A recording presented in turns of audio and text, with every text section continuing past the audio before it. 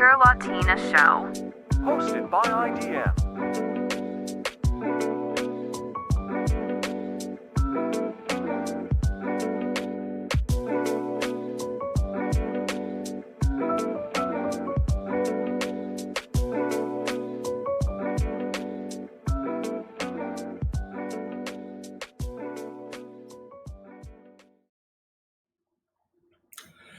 And yes, we are not live. We are recording today again.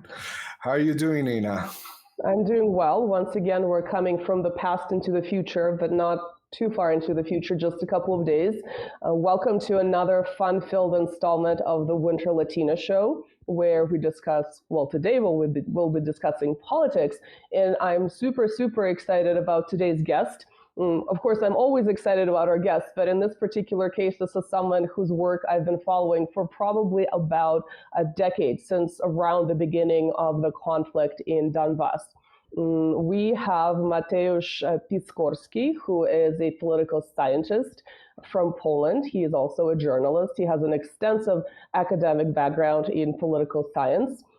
He speaks at least 3 languages, as far as I can tell, very well, probably more, so he's also a polyglot. He's been a columnist and an editor of, I'm going to butcher this, I'm going to say this with a Russian accent, Myśl Polska, Polish Thought. He also works with, in English it's called Without Censorship, it's a channel.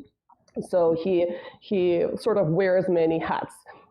So I'm really excited about talking to him, maybe covering Russian topics. Obviously, we'll talk about Russian-Polish relations, we'll talk about the conflict in Ukraine, and anything else that is relevant to sort of this general geographic and political area.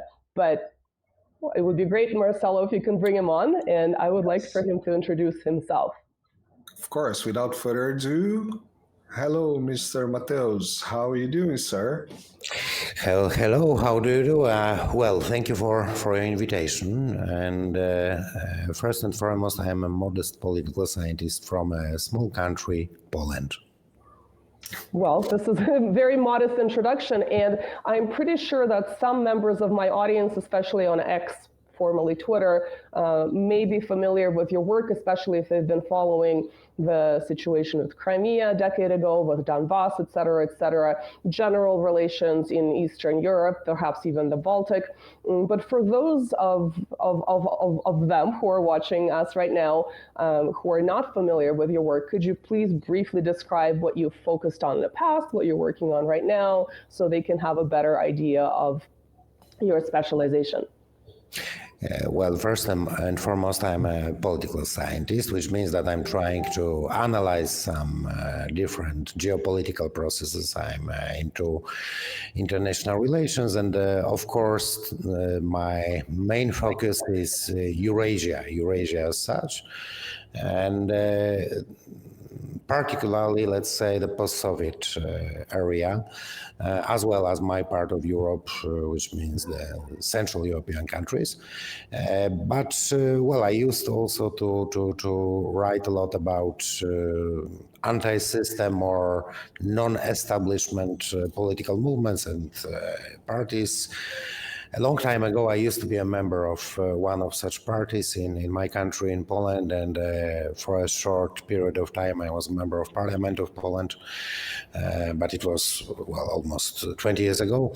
And nevertheless, then I left politics and active political life. I focused on analysis, and then I tried to register a small political party, anti-establishment political party here in Poland.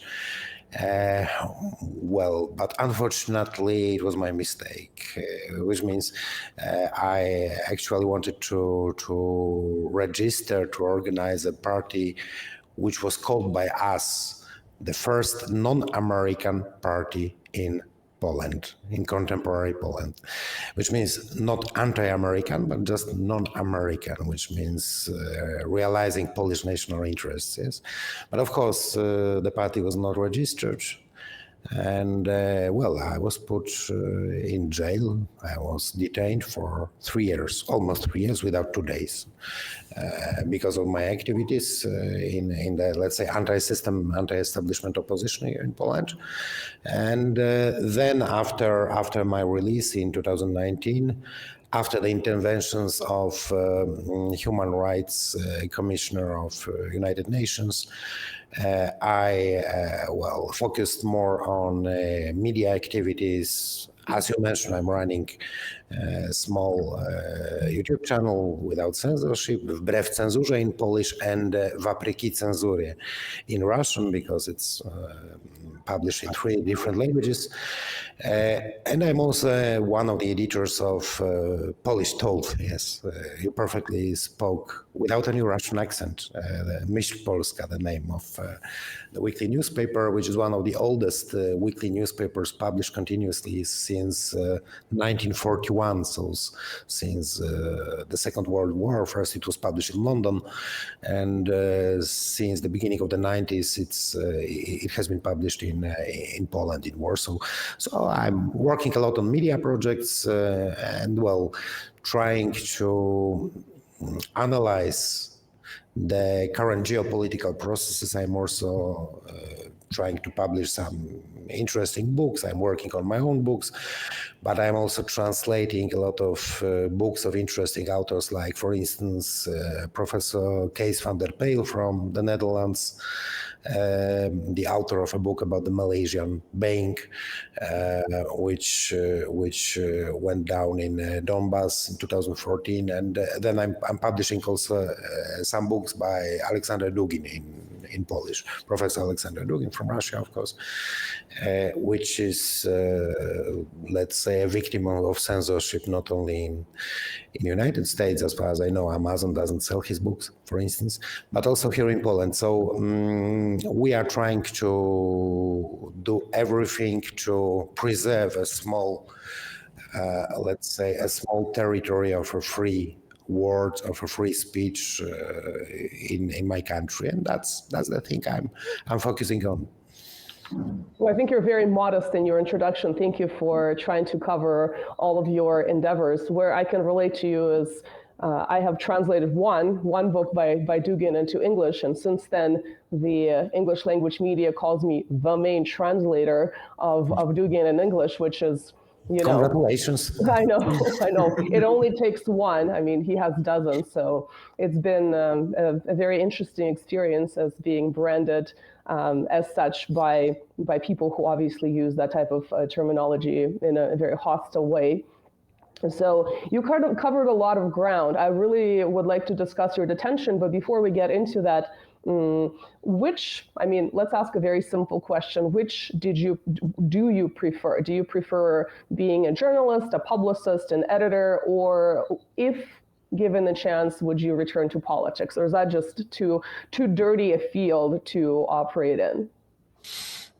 Well, that's a very tricky question because, being a politician, it's possible, and it's quite interesting, even fascinating, if you live in a country observing fundamental democratic standards.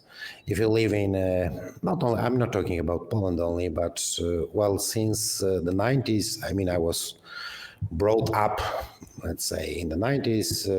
I was reading a lot of then mainstream newspapers and media, and they tried to, after the transformation, the fall of the Eastern Bloc and so on, they tried to, in the mainstream media, they tried to convince us that now we have freedom of speech, we have democracy, and so on and so on.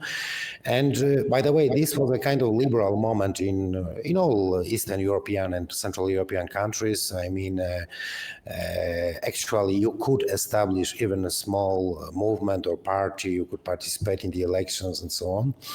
But after, let's say, some people in the United States, in the Anglo-Saxon world, realized that the unipolar moment is going to be finished. They well, they decided even not to pretend that we have any kind of democratic standards, and I mean, no one is now pretending that Poland or other countries is a democratic or liberal democratic country. You have the restrictions. You have the so-called, I mean, political scientists call it the securitization of the public sphere. You know? So it started, of course, you know it better than me because it started, by the way, actually in the United States on 11th of September, after 11th of September 2001, yeah, with the Patriot Act and so on and so on.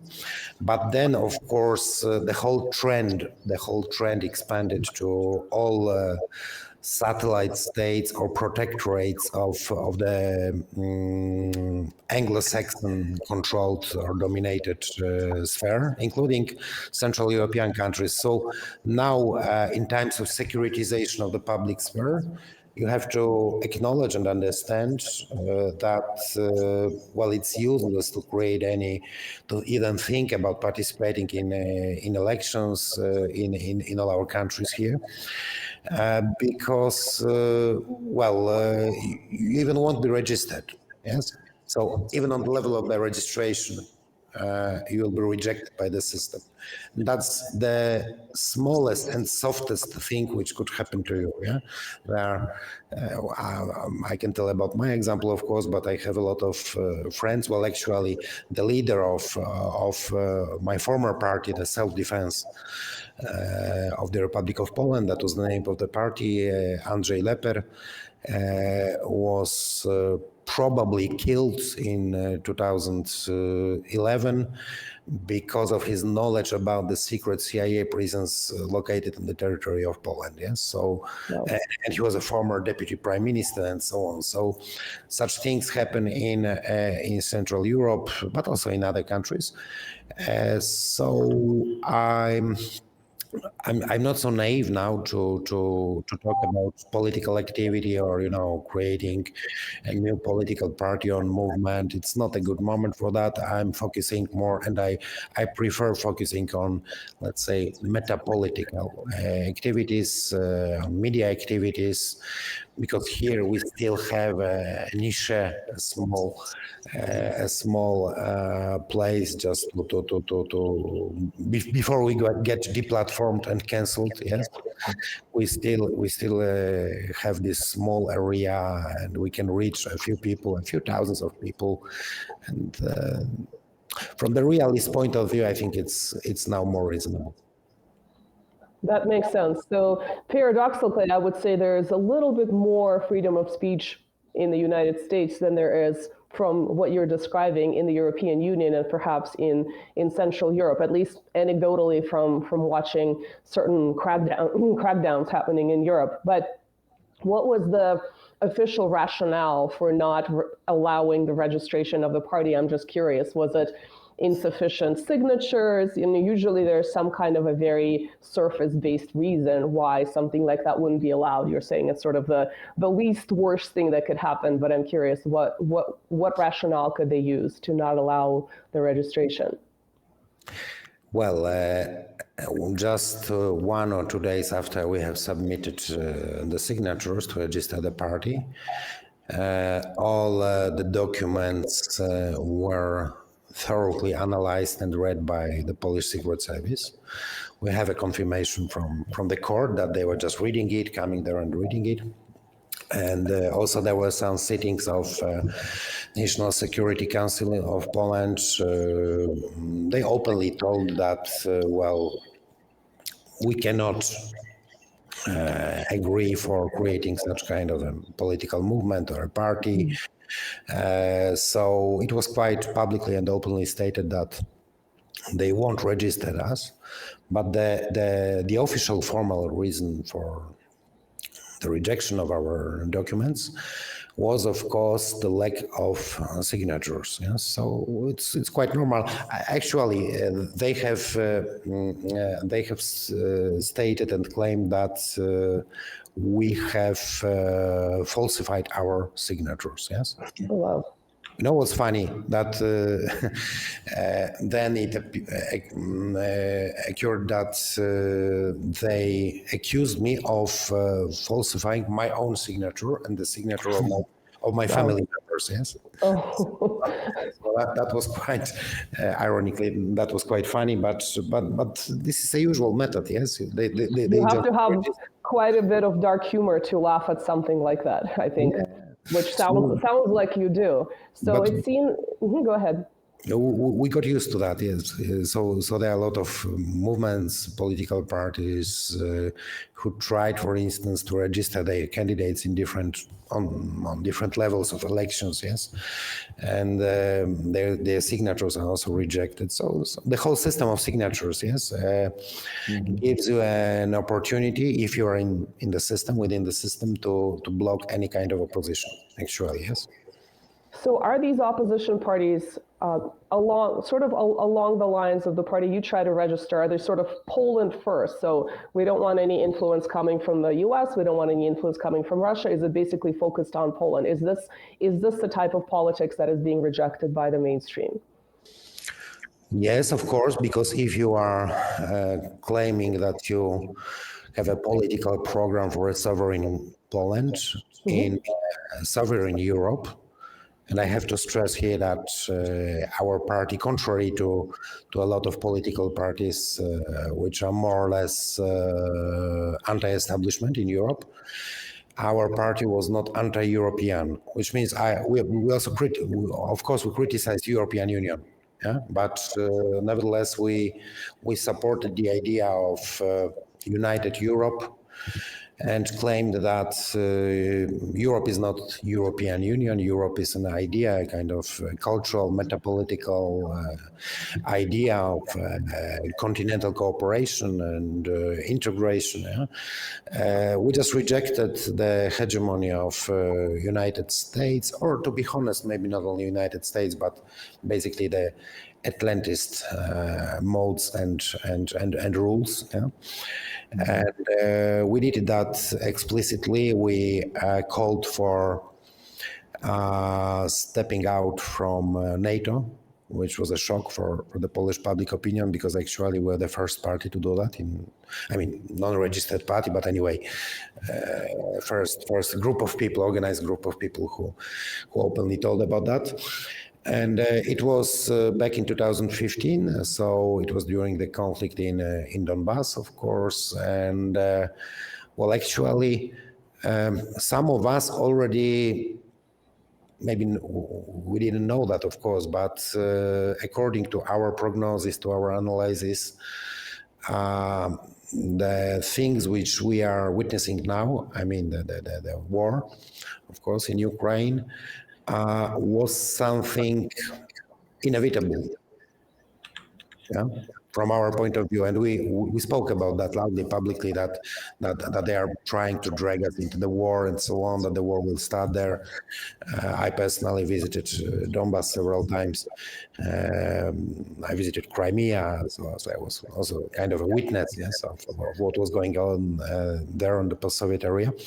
Nevertheless, we warned that this might end up in a huge war in Europe, which will put in danger not only, let's say, Ukraine, but also my country, Poland. So that was the main point. Of course, if you tell such things publicly in Poland, you are immediately accused of being a Russian spy or agent. Yes, so that's something natural. I mean, you are not entitled to say such things publicly.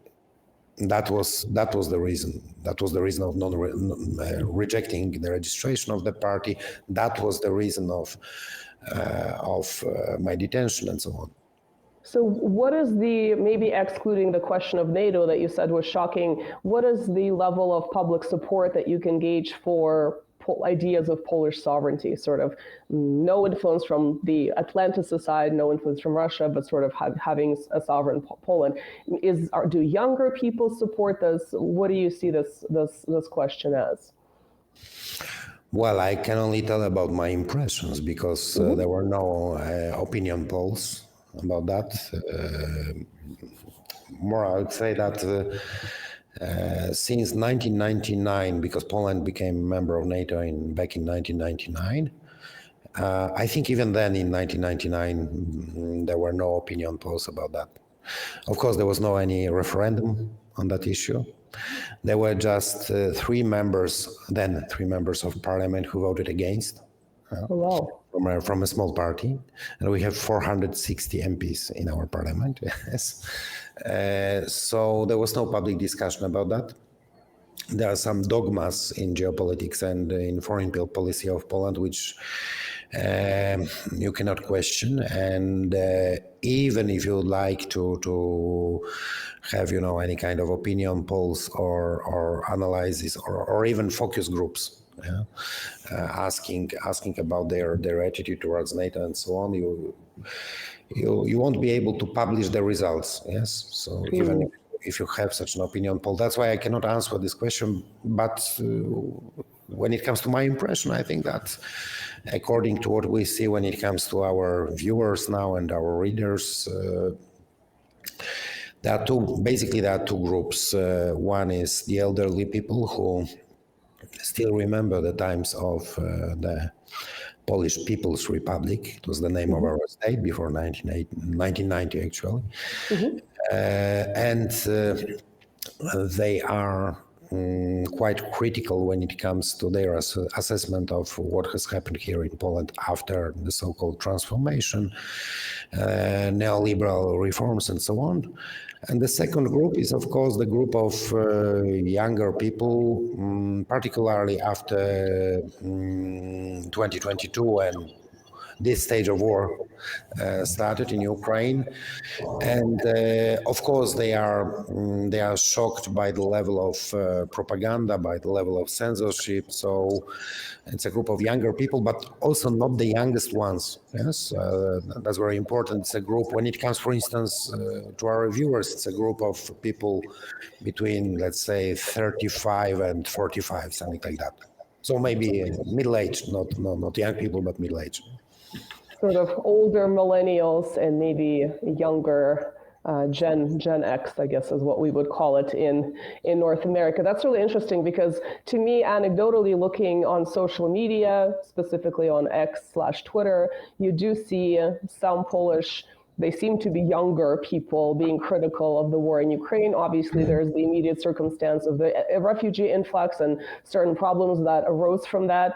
And some people seem to be critical of propaganda, but this is just my very personal observation, so I don't know the scope and scale of that type of sentiment. But there does seem to be that disconnect between the official policy and sort of the rumblings maybe at the grassroots.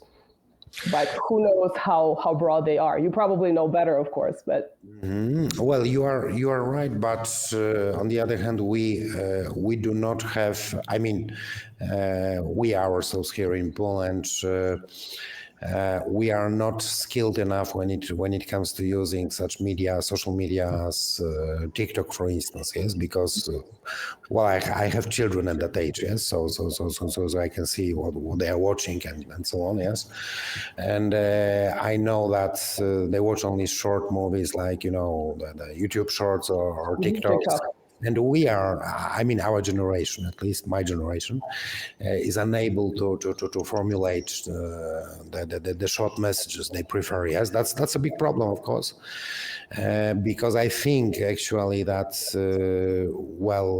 there are a lot of anti-establishment young people. I mean, usually the youngs are anti-establishment more or less. Yeah. So, but we don't have the key. I mean, the key to access them when it comes to the social media. Interesting. So could you please give us some more information about you said you were a witness in Crimea, in Donbass. What was sort of the more specific context? Was it election monitoring? Was it just going there for journalistic purposes? And when did you travel to, it sounds like it was sort of the, after the Maidan, but maybe at the onset of the first stage of the war. Mm-hmm. Well, first and foremost, I used to visit Kiev very often before February or even March 2014. And well, when it comes to Maidan, yes, I mean, actually, I was in Kiev as well in 2004, so during the first Orange Revolution, Orange right. Revolution, of course. And already at that time, I have noticed the presence of the so-called color revolution experts organizing or even coordinating something. You know, that was by incident. I mean, I was just going to a small restaurant in the center of Kiev back in 2004. It was the Orange Revolution, yeah, that time, and I met there a group of Serbs. I love Serbian people, but those Serbs were from the Canvas group. The group who, I think it was the first group who followed the instructions of the famous books and works by Gina Sharp about organizing color revolutions. Yes, a kind of handbook for color revolutions. Yes, so they were coordinating the protests. I remember it was quite interesting for me watching that. Then after 10 years, of course, I visited Ukraine several times. I was there during the presidential elections back in 2010 when Yanukovych won the elections. Actually, I can reveal you one secret here. Where I was one of the first with my delegation of observers. I was one of the first to congratulate the then President Viktor Yanukovych, the newly elected president. And who was sitting in his cabinet in one of the hotels in the center of Kiev? I'm afraid to guess wrong, but I'm very curious. Rinat Akhmetov, of course, richest Ukrainian oligarch. The man who pulled the strings. Yeah, yes, for those who may not know, this is one of the major oligarchs from specifically Eastern Ukraine, who controlled a lot of them. He was the real winner of the elections. I mean, at least he felt himself as a winner. I remember that. I was there. And then, of course, Yanukovych made a lot of mistakes. Because, by the way, my idea is that you cannot organize a color revolution without a social basis, without social crisis, a real one. Mm-hmm.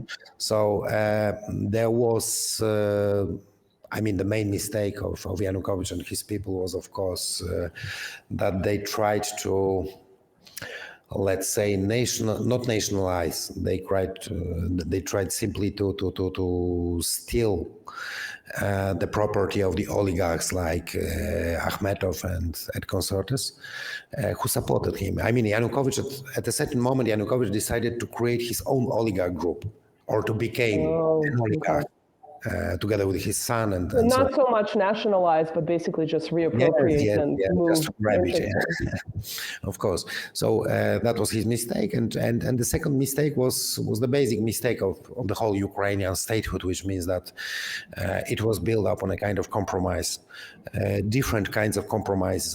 I'm always saying that this state existed thanks first and foremost to a kind of oligarchic compromise. You had different oligarch groups who, let's say, divided the country into their spheres of influence, divided the national capital and industry between themselves after the fall of the Soviet Union. And this was a very fragile compromise between them. Secondly, you had the, let's say, political compromise, which meant that periodically you had a president from, let's say, the western part of the country, but then you had a president from the eastern part of the country. Yeah?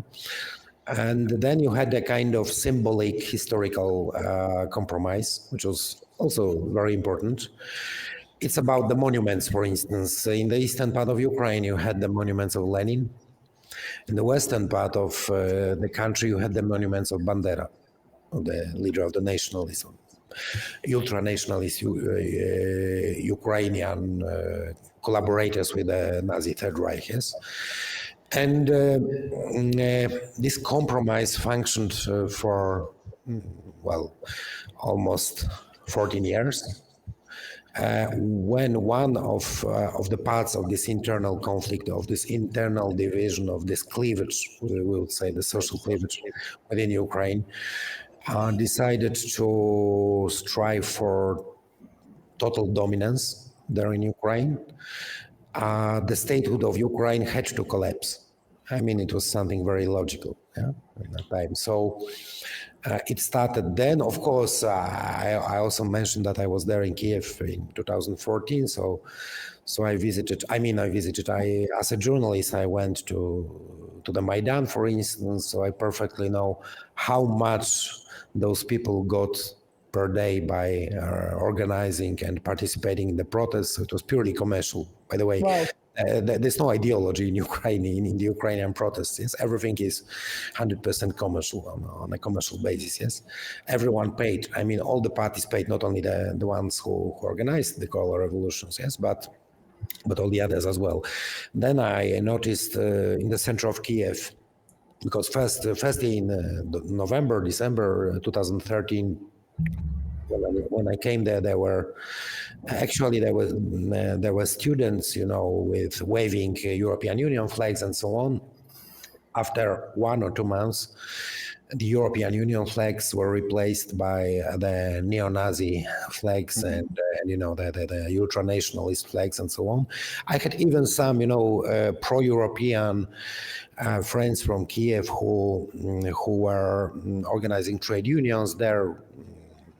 For some grants from EU and so on, but actually they were beaten and thrown out of Maidan by the ultra-nationalists. Yes? So they took control of everything there, yeah? The militant groups, of course. And then it was getting worse and worse. So when I last came to Kiev, I just learned that the headquarters of the Party of Regions, of the then ruling party, was burned by the protesters, by the ultra-nationalists. One man was killed there. So it started.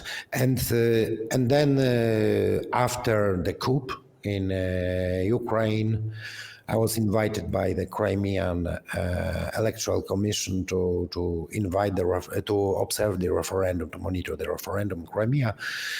And that was also quite interesting for me, of course. Again, by incident, there was a huge group of different politicians from different European countries. And, those politicians could not agree who should be a coordinator and the spokesman of the whole group. There were communists on the one hand from European Union countries. There were, let's say, extreme right-wing, as some claim, from other countries of European Union participating there in the referendum monitoring. And they decided that I'm a kind of compromise figure there. So I'm the only one who could, speak as on behalf of all of them as a coordinator of the whole group. And that was, some people claim that was my mistake. Well, your Wikipedia article simultaneously describes you as right-wing and left-wing in the same article. It's very schizophrenic. So yes. That you were chosen as the compromise between the two. Yeah, I thought that was really That's why they accepted me, both of them. Right. Exactly. Yeah. So anyway, that was some people claim that it was my mistake already. Then they claimed it was my mistake because, actually, in 2016 when I was detained, first and foremost, the Polish Secret Service accused me of organizing and coordinating a group of observers at the illegal referendum in Crimea. So that's the main reason, I guess. That was the main reason of my detention and the repressions and so on. Anyway, after that, I traveled several times to Donbass. I had a very good close friend there who was at that time the Minister of Foreign Affairs of Donetsk People's Republic, Alexander Kaufman. So I visited him several times. By the way, he did a lot at that time on the international level to tell about the situation, just to tell about the situation of the people there in Donbass. And I had also an opportunity to meet the leader of the Donetsk People's Republic, Alexander Zaharchenko, who was then killed in a terrorist attack in Donetsk. So I tried to analyze the situation there on the ground. Yes, and of course I've noticed that. First and foremost, Ukraine actually did not want to reintegrate this territory. That's very important. It was not about the reintegration of Donbass. They didn't want that because they knew perfectly, I mean, they knew illegal, in my opinion, according to the constitution of Ukraine, the new authorities, Poroshenko, Turchenov before him, they perfectly knew that Donbass will always vote for, let's say, not pro-Russian, but Russia-friendly or let's say Russian-speaking bloc. Yeah. So they actually, in my opinion, my personal opinion, they always wanted to get rid of them, and that's why they did not hesitate to kill those people. Yes. To kill those people. If you want to reintegrate someone, yes, you do not shoot at civilians there, and that was what they were doing. I mean, the ultra, including the ultra-nationalist militias who came there within the so-called anti-terrorist operation, as Kiev called that. So I spoke with a lot of people whose relatives were killed or injured, civilians. I have to stress, I'm talking about civilians there. I saw the cruelty of that conflict, and I heard the people saying there in Donbass for all those years, I mean between 2014 and 16, when I went there, that they count on Russia. Some of them even were, let's say, a little bit disappointed with Moscow and the lack of reaction of Moscow on what was happening there. Yes, so I'm not. I mean, Putin and the authorities of Russia were, according to them, too patient for the Ukrainian regime, which came to power in 2014. And then, the history. What happened. That was a kind of logic consequence. Unfortunately, that was a kind of logic consequence of, breaking and violating the Minsk agreements by the Kiev regime and so on and so on. So that was quite predictable, I would say. It's interesting that in those early days, you did have more reasonable media coverage coming from mainstream Western media, even CNN, in that the first couple of months of the so-called anti-terrorist operation, they did cover the bombing of Lugansk, for instance, in a reasonable way, in addition to major human rights groups documenting it. So it wasn't like this veil of censorship that we've seen since 2022, for instance, where that conflict was completely wiped from public memory, and it's more difficult to find this information unless you know what to look for. So that was interesting to me. You raised several questions that I'd like to address. One of them was, do you think this compromise that you described was sort of this ticking time bomb, or was it possible to have the modern state of Ukraine with the compromise, granted that there was maybe a certain level of federalization? And the ideological question, I feel, is the most difficult one, having, like you're saying, Bandera in the West and then having maybe the heroes of World War II in the East. How do you feel about this question? It's not very pleasant for us Poles to have Bandera. That was going to be my next question. We literally just covered Bandera on this channel in the previous episode, so I know our audience is very familiar with his story. We actually used the translation of Ales Buzina. You probably know that Ukrainian journalist who was assassinated in 2015. I've translated some of his works, and he was a fantastic writer, very sarcastic, but also very historically factual. He really gave you a lot of detail and the sources for his information. So that was going to be my next question. I know that even at the official level, the glorification of Bandera and even worse, collaborators like Shukhevich, for instance, from sort of the late 30s going into the end of World War II, and even after World War II, the Banderite movement was alive and well. This has been one of the major points of contention, even at the public level. How do you perceive this developing? What is the sort of opinion of the man on the street. And then, of course, the government, I think, is relevant here too, the Polish government. Well, when it comes to your question about the possibility of functioning of Ukrainian statehood within the framework of such compromise, yes, I think it would function. Yes, it would function until now without any problems, even without federalization, because federalization was an idea which came out a little bit later. Yes. But it could function if neither side of the whole conflict would like to dominate. Yes, so I mean, actually, Yanukovych was wise enough, or stupid enough, some say, but I think wise enough not to suppress the boundaries in the western part of Ukraine. Some even claim. Okay, I will reveal another secret. I had some, because it's history already. Yes, I had some meetings with the members of the staff of the Party of Regions, of then governing party in Ukraine, and I know that they actually thought that it would be quite reasonable from a PR point of view and from political marketing point of view for them to even promote some most extreme elements from the nationalist movements.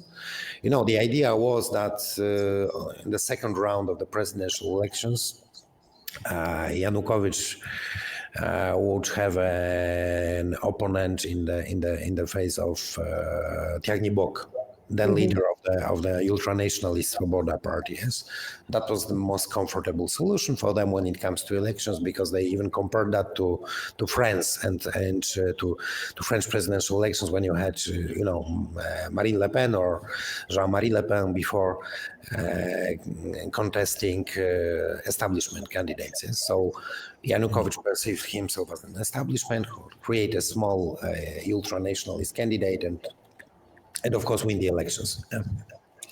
So basically the idea as such was, the idea of historical compromise and symbolic compromise was quite realistic. It could function because, well, we have evidence that they managed to function for almost 25 years without any serious problems, we can say. Nevertheless, of course, it would be unpleasant for us. I stress it would be unpleasant for me as a Pole to see, the monuments of Stepan Bandera, of other war criminals, and people who, according to us, at least according to our Polish history, were guilty of genocide during the Second World War. The genocide committed against our nation, but also against the Russians, against the Jews there, and so on. And also Ukrainians that were Polish and Russian friendly were not supporting sort of the extreme nationalist element. That's certainly something that Ales Buzina had written, that they were also victims of these ethnic cleansing campaigns in the early 1940s. Yes, that's very interesting. I mean, every time I'm talking to Ukrainians, I'm trying to remind them some works by different historians. For instance, there was a brilliant historian, Ukrainian historian, living and writing in Canada. We always associate Canadian Ukrainians with, the extreme nationalism and so on, but there were others as well.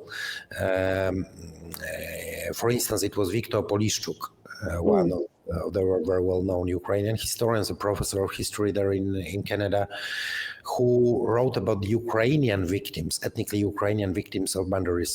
And he estimated that it was several dozens of thousands of people killed there, massacred there. I personally have such a family story. I would say that the brother of my grandmother was living there.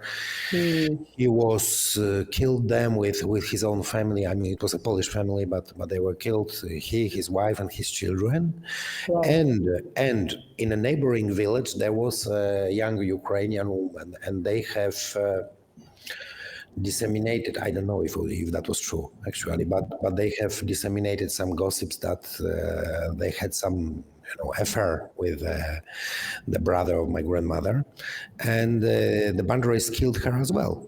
Wow. For having an affair with, supposedly having an affair with a Polish guy there, yes? It definitely sounds plausible, because I know they went after mixed families that would have been, Polish Ukrainian families too, because that qualified as the enemy, right? So there were also Ukrainians who saved the lives of the Polish people there, who risked their lives, actually, by hiding, by warning the Polish people that the nationalists are going after them, and so on. So I'm always, in Poland now, actually, this is an absurd, of course, but in Poland we had several court cases where people who, quite explicitly criticized, even aggressively criticized the banderists in the social media, were accused of spreading or calling for national hatred. wow, this is recent. So some of the Polish prosecutors and politicians as well either claim that there is a new nation, banderists, because you cannot offend the banderists now in Poland. You say something against them, you can be prosecuted. Either they claim that either they offend the Ukrainians by calling all the Ukrainians banderists, yes? If they say that criticizing banderism is calling for national hatred, but that's a contemporary thing now. When it comes to the whole history, yes, as a Pole, I would even say that I would be able to live with that. I mean, with the monuments of Bandera in the western parts of Ukraine. That was a sign and kind of evidence of the weakness of my country, of Poland, of course, because historically those lands were Polish, as you know, before the Second World War.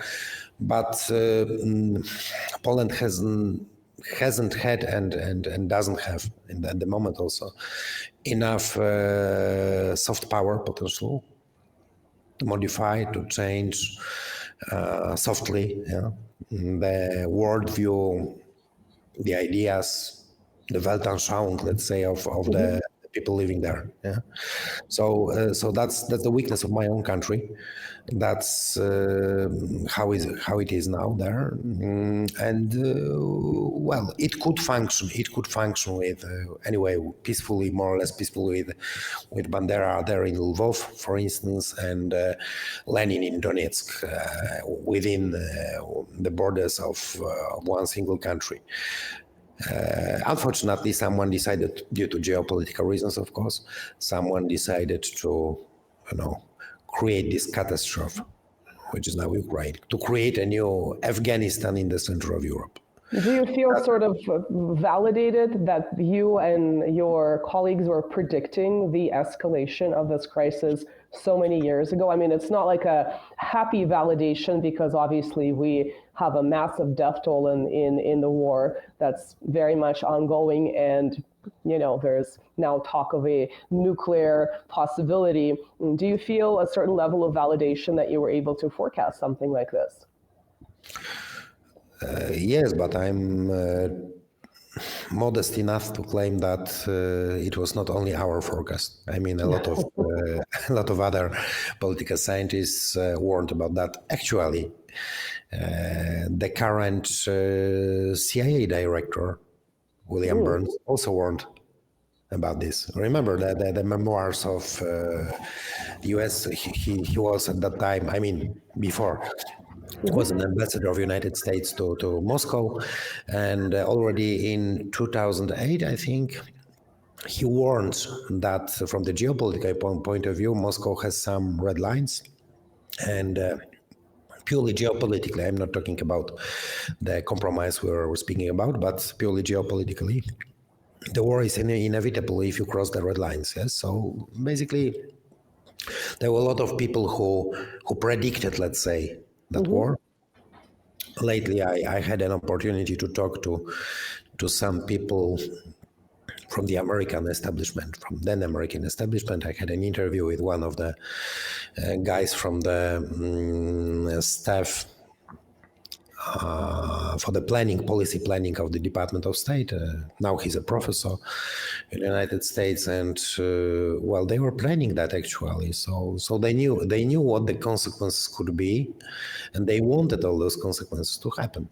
Oh, interesting. So you're saying there was a certain segment of the global elites, I mean, let's call them that, maybe transatlantic elites, that were actually seeking an escalation in this particular geographic area. Yes, but Moscow, and I was, by the way, lately talking about that in one of my interviews with Alexander Dugin, whom we mentioned here already. My opinion is, and I share this opinion with him, that Russia could use another means. Again, so I'm also criticizing Russia for using the means they are using now, for using military means. Yes, I mean, sure. You could do that. I know that it's a long-term project and so on, but you cannot tell me that Russia could not find $5 billion to invest into the soft power structures in Ukraine, as Victoria Nuland admitted that they were investing around $5 billion, right, dollars in Ukraine, in different NGO structures and so on. Yes, so Russia could do the same, and Russia had even better starting pole position there because it was culturally close. Yes. Sure. Do you think Russia was distracted by the two Chechen wars at this time? I mean, they went on into the late 2000s and sort of the reconstruction of Russia from the abyss of the 90s. I mean, that's usually the typical argument for why Russia did not focus more on the former Soviet republics that had color revolutions or multiple color revolutions. You just use the same words as Alexander Dugin did. Well, this is sort of the mainstream argument. I'm just wondering whether there's some other...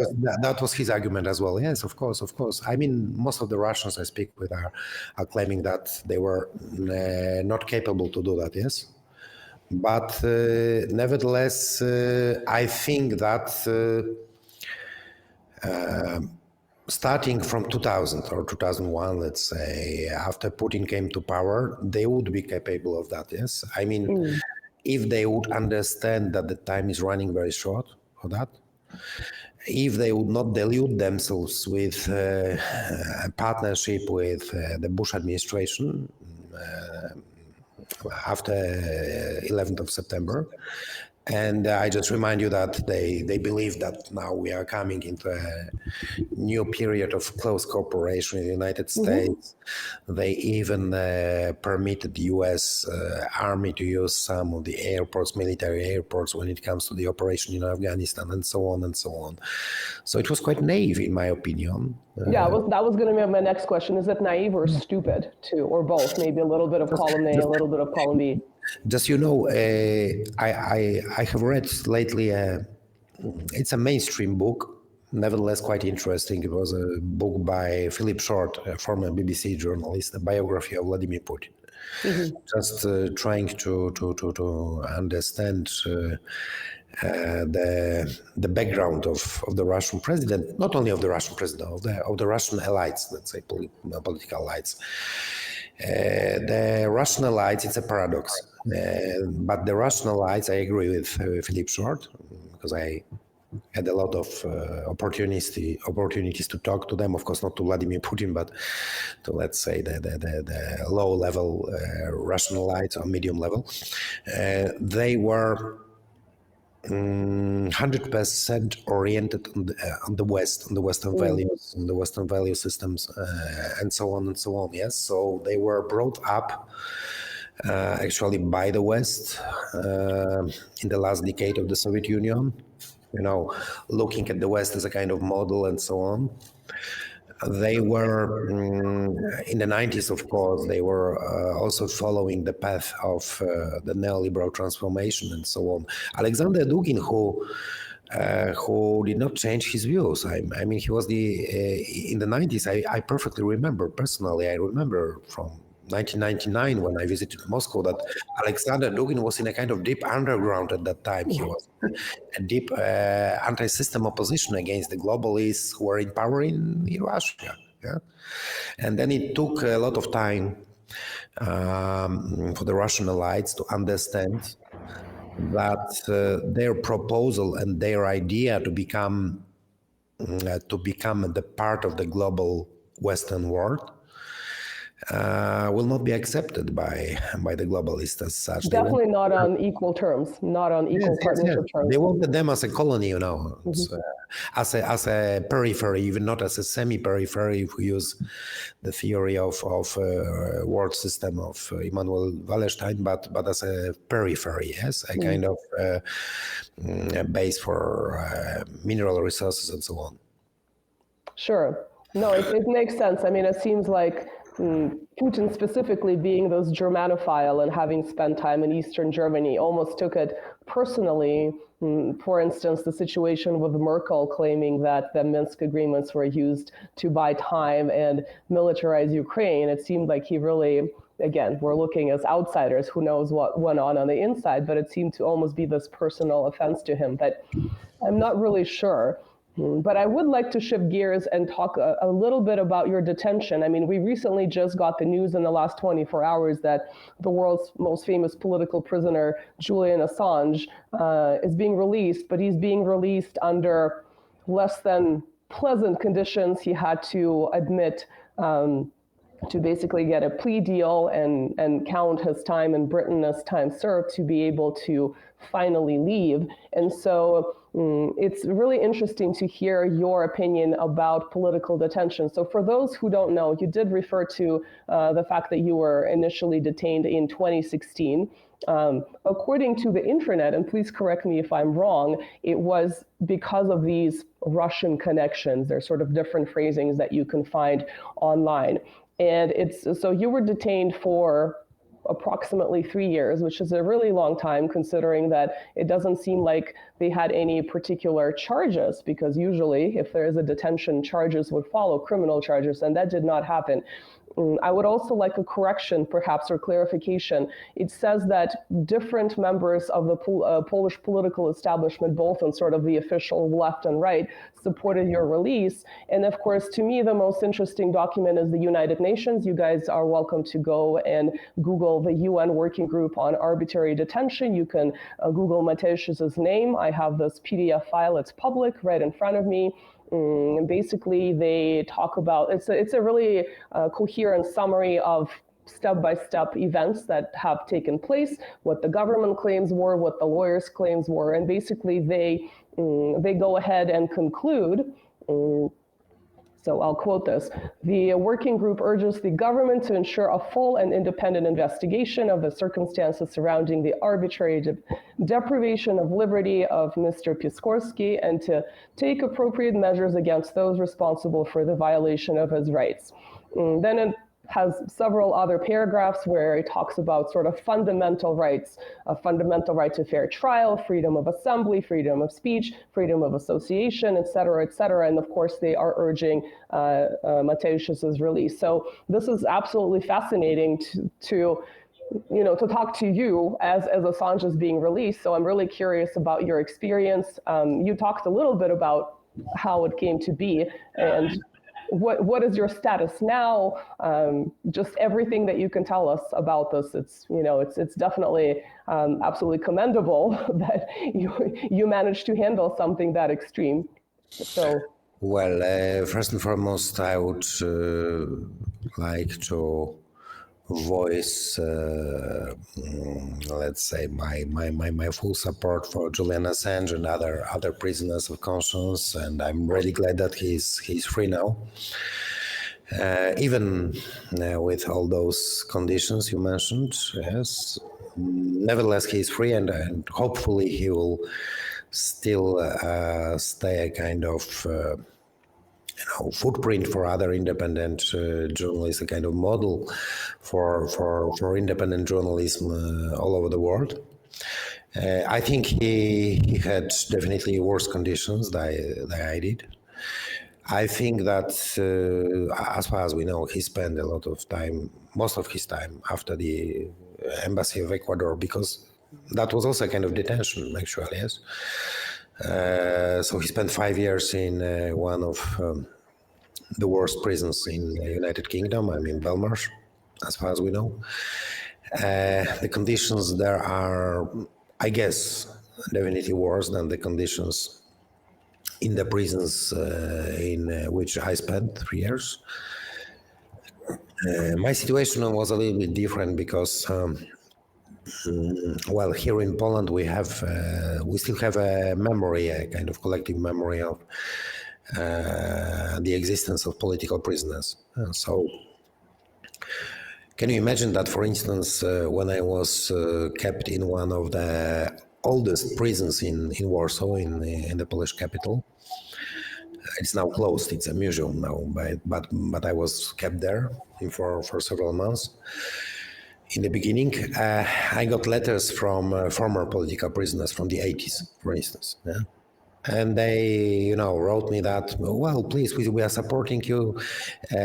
Well, we didn't know each other before. We hadn't known each other before, yes, but they just read in the media about me, and they wrote me the letters. So I had a huge support from them. They even recommended me the books from the prison library. That, well, check if the book is still there, so you could read that, yes. There was such a support, and there was also a huge support of several friends, not only from Poland, but from members of European Parliament, from different countries, from human rights activists from several countries. Yes. So I'm grateful, of course, for that support. My release was possible thanks to that support. The UN became interested in what's happening here in Poland, thanks to them, because they were writing several appeals, making several public statements and so on. But when you are there, you are just thinking about two things. I mean, on the very personal level, I can tell you that if you have chosen a kind of independent path in your life, yes,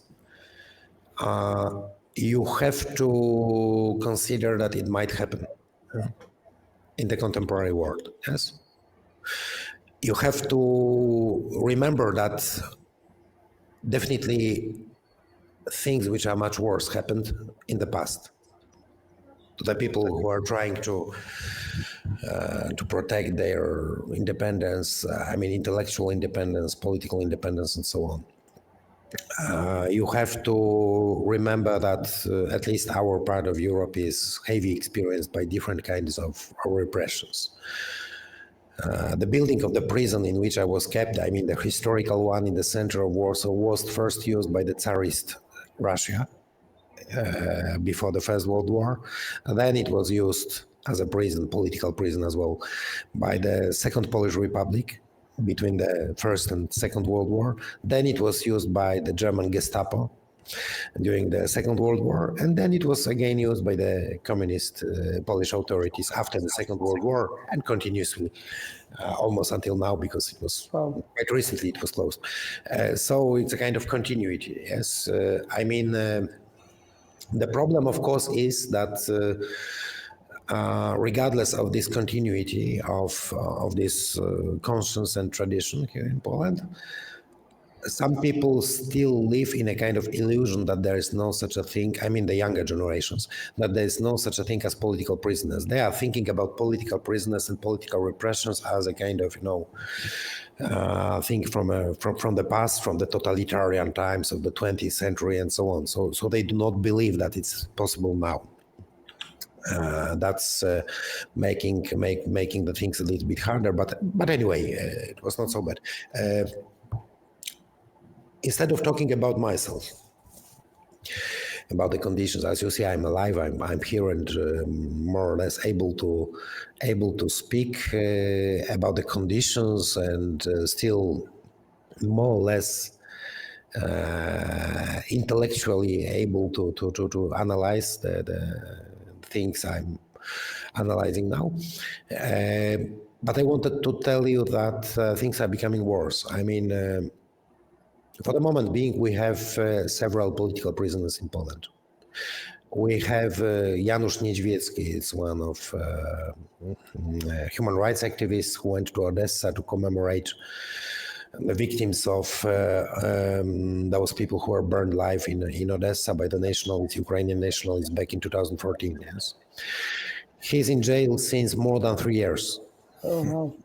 Accused of espionage, because we are all being accused of espionage. I mean, if you voice dissident opinion, if you voice by any incident a kind of opinion which is more or less similar to the opinions voiced by the Russian side of this conflict, you are automatically treated as a spy. Yes, that of course reminds us Stalinist times, when it's enough to have some friends, contacts, or even an official cooperation. I had an official cooperation with several Russian NGOs. I didn't hide that. Yeah, we're cooperating. We're working together. We're, putting our photos in social media with my Russian friends and partners, and we didn't try to hide anything. So anyway, if you have any citizen of Russia or Belarus among your friends, or citizens of Ukraine who are not on the right side of the current conflict, you can be accused of espionage anytime. And this is the case of Janusz Niedźwiecki. I mentioned you. Janusz Niedźwiecki used to, according to the prosecutors, used to cooperate. It's quite paradox.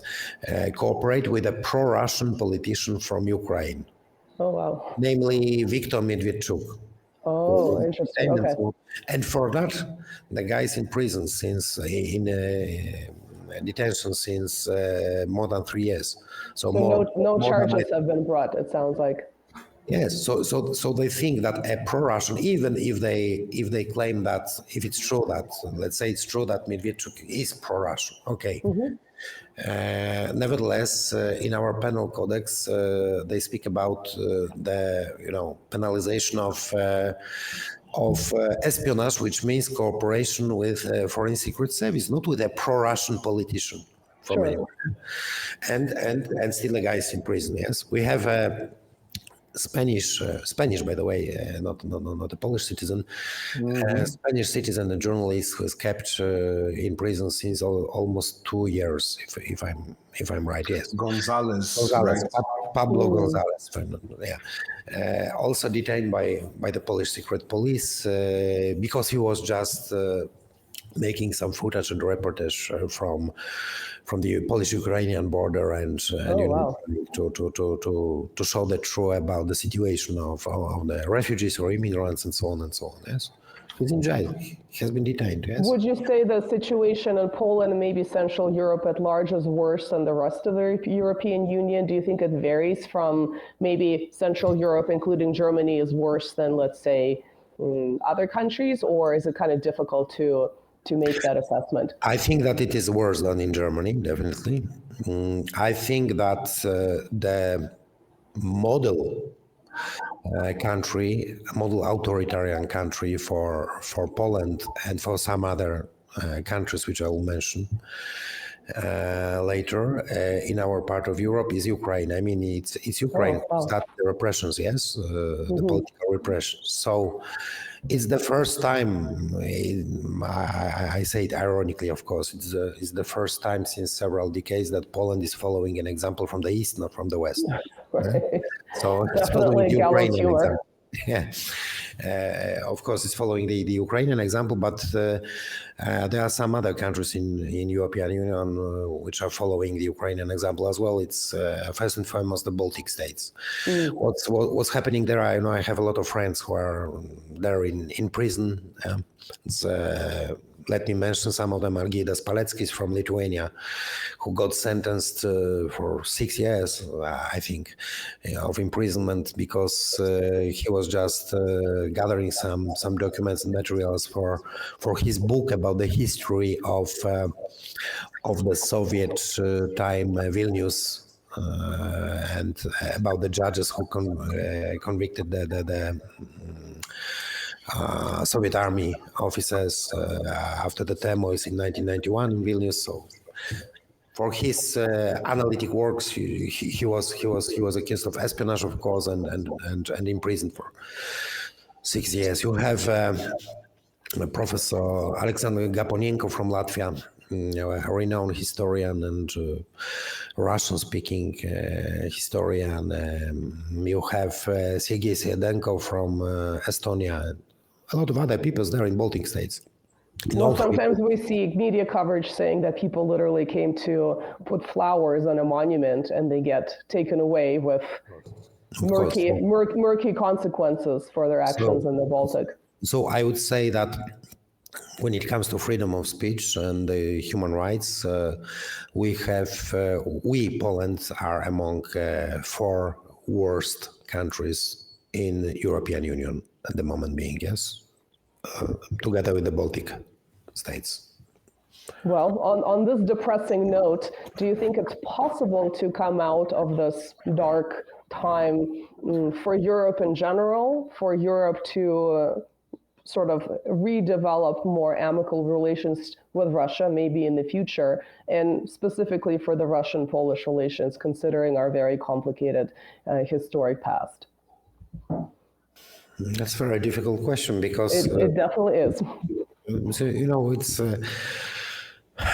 if Poland would be a sovereign country, I could answer you. Yes, that for instance, if there would be 2 competing political parties in Poland, one would be following, let's say, the Atlantic mode, and the second one would be following the Eurasian or more continental path.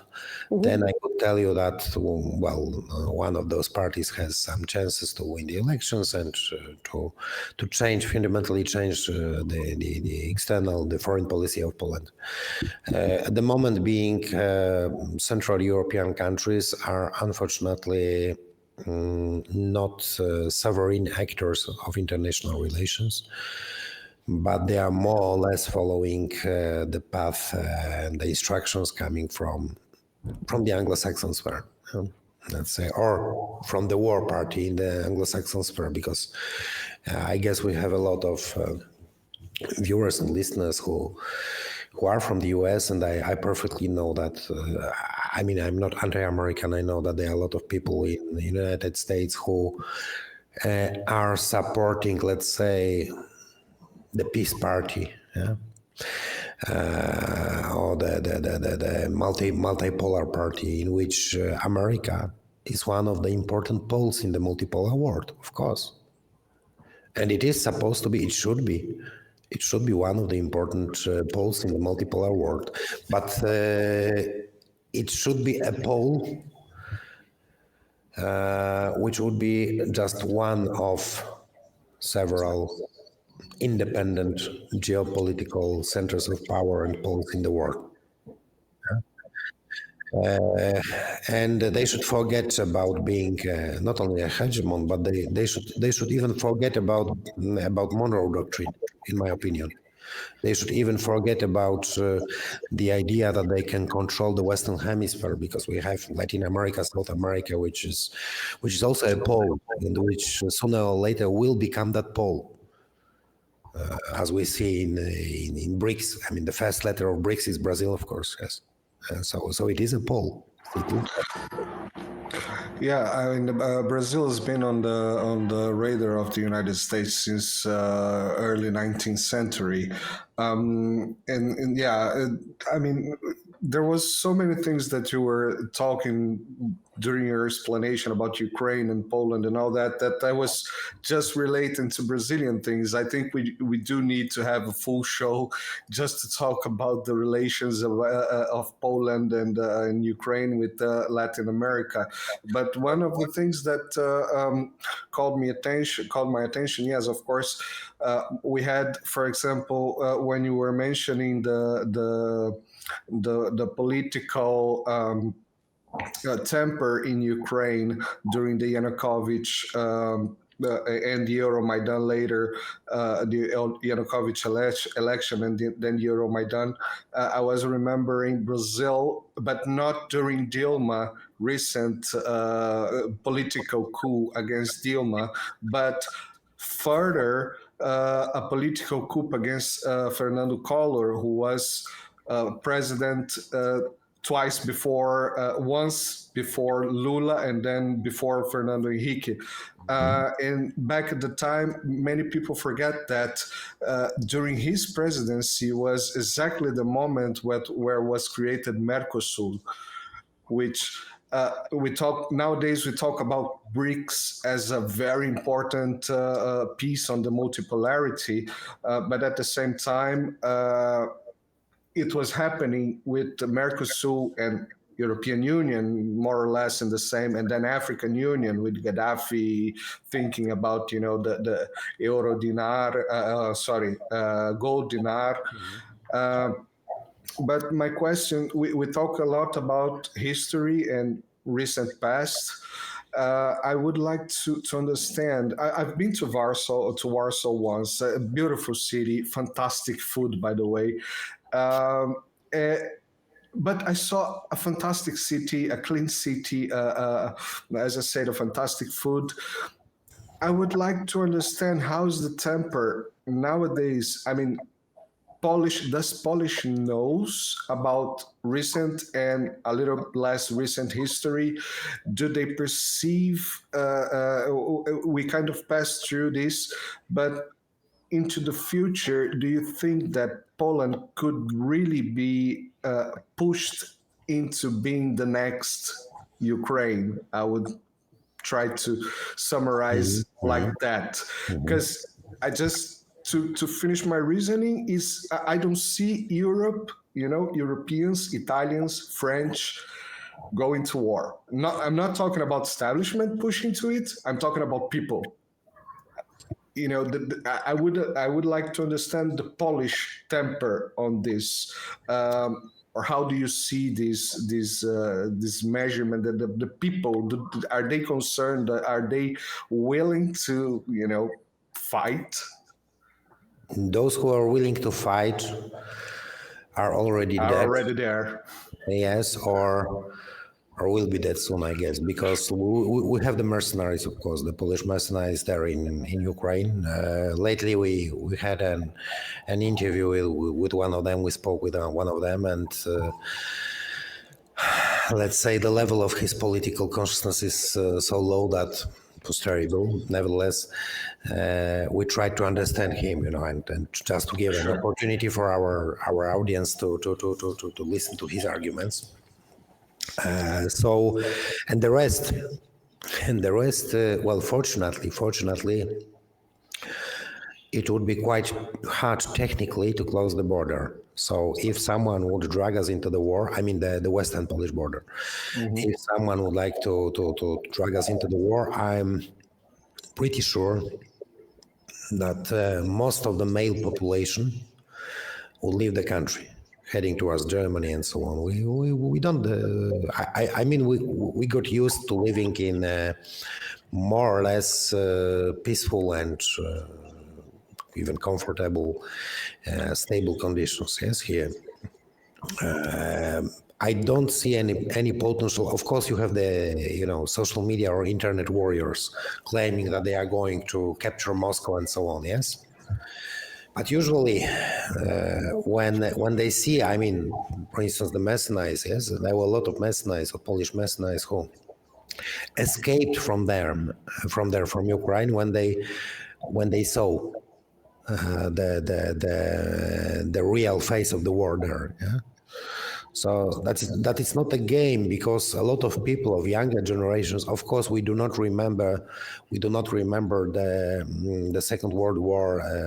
Very few people are left and still live alive from the times of the Second World War. I mean, the veterans who could tell us about the real history of how the war looks. Yes, and we have a kind of war romanticism here in Poland, unfortunately, because basically it's a very interesting phenomena, because it's the case with the mass culture.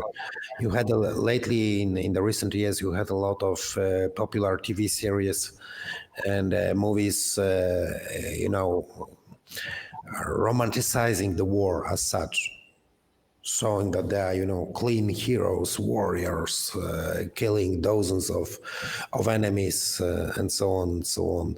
That was, by the way, also a sign of Americanization of the Polish culture, which used to be a very rich culture, because before we had, some classics, also in our Polish cinema, who made films about some film directors who made films about the war, showing the cruelty of the war. Yes, the harsh. I remember in Brazil, Polish movies were, in the cold terrain. They were not showing in the big movies, but the cold sphere of people were watching a lot of Polish movies. That was in the past. So unfortunately, because of this Americanization of the Polish film industry, I think, of course, it was a kind of conscious metapolitical cultural activity. The people don't have the image of the war, of the real war, of what war is. Fortunately, in this case, we have several millions of Ukrainian immigrants now in Poland, and of course we talk to them. Of course our people, Polish people, talk to them, listen to their stories, look at the pictures they send to them, and so on. And I think that maybe. And that's quite good for the level of consciousness of Polish people about the war. Yes, they have the witnesses coming here from Ukraine. Well, social media as well, I think, is so just overflowing with really graphic violence that it's kind of hard to idealize the process when you see probably the worst thing you've ever seen in your life. So I think that's another contributor.